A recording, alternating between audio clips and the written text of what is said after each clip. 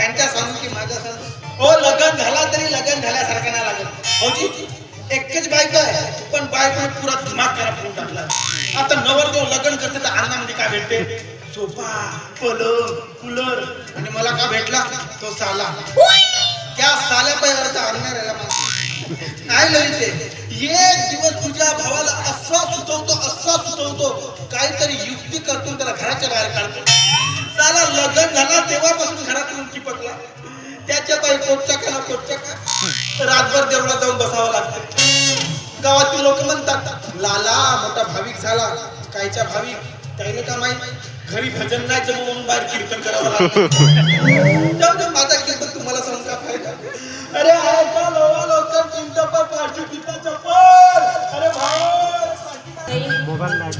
किती वेळची वाट बघायची नको लाईट नको खरंच आजकालच्या मुलांचं ना काहीच खरं नाही उलट मुलींनाच घरची वाट बघावी लागते कुठं राहिला हा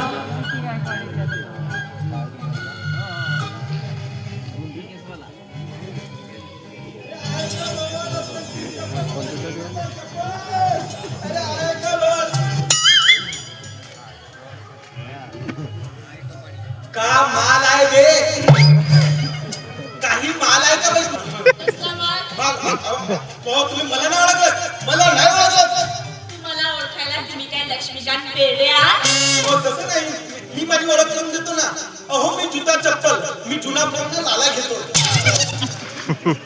लाला जुना पुराणा जुता चप्पल घेतो जुना पुराणा लोहा लोखंड घेतो तुम्ही जे जे द्याल ना ते घेतो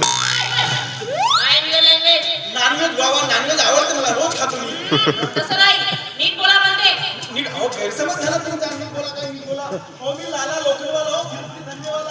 तुमच्याकडे काही जुना पुराणा सामान आहे का मग घेतो मी लोहा लोखंड मध्ये हे सगळं सामान मी घेऊन फिरते काय बरोबर आहे मला तुमचा सामान तुम्ही कसा घेऊन फिरणार नाही हा बगीचा होता सामान कसं आणणार नाही का या बगीच्यामध्ये तुम्ही कायला आले का मी तुम्हाला कशाला सांगू मला माहित आहे ना कायला आलं तर म्हणजे काय म्हणायचं तुम्हाला आय आमच्या गावच्या पाटलाची पोरगी कामात आहे एक नंबर काम चालवायचं आहे तर तुम्ही काय करू नाही मोठी कष्टाळू पोरगी आहे गावात मोठी फेमस आहे तुम्ही असालच नाही तुमच्या घरी असेल ना काही जुना पुराणा सामान ठेवला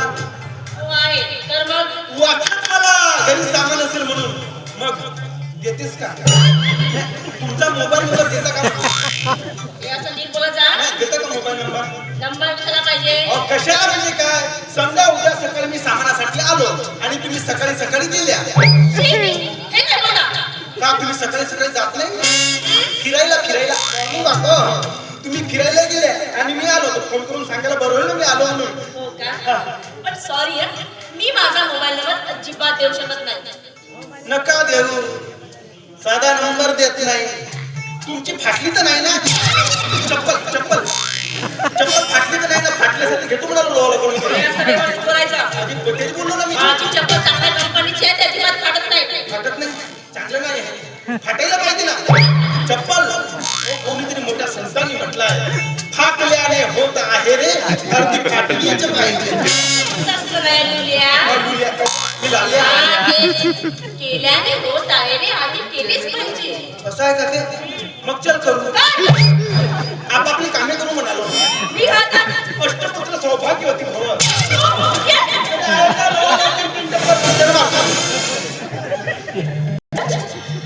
आधीच निशामुळे दिमाग खराब आहे जाऊ दे निशाला त्याच्याशी मी अजिबात बोलणार नाही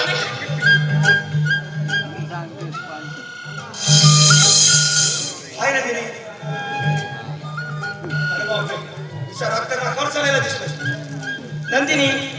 बोलणार नाही माझ्याशी तू माझ्याशी अजिबात बोलायचं नाही का का म्हणजे काय रे किती वेळची मी ते वाट बघते आणि तू यायला इतका उशीर करतोस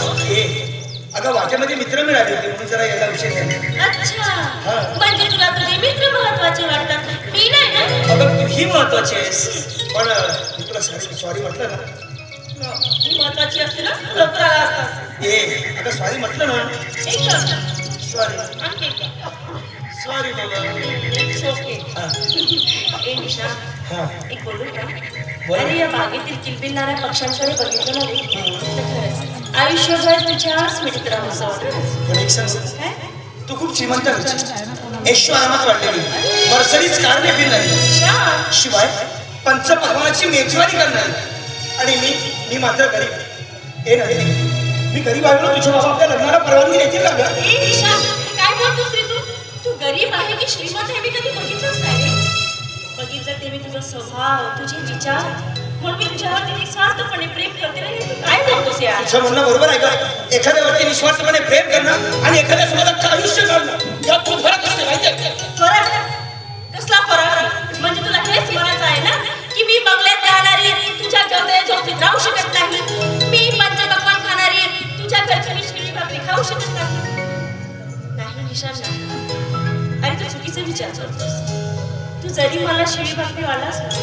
तरी ही नंदिनी तू प्रोटीन समजून गोड करून खाईल. पण एक गोष्ट सांगून ठेवते हा तुला, यानंतर जर तू असा गरिबी श्रीमंती जरी आणलास ना तर काय करशील? तर काय मी तर जीव घे. त्या निळ्या आकाशी आहे ना, त्या निळ्या आकाशी तो जसा चंद्रमा सजलेला आहे ना, अगदी त्याच प्रमाणे या ठिकाणी चांदणी सारखी तू सुद्धा सजलेली आहेस. काय पण? खरंच. ए नंदिनी, कशी सजलेली आहेस सांगू? हे बघ ना, निळ्या आकाशी चंद्रमा सजली कशी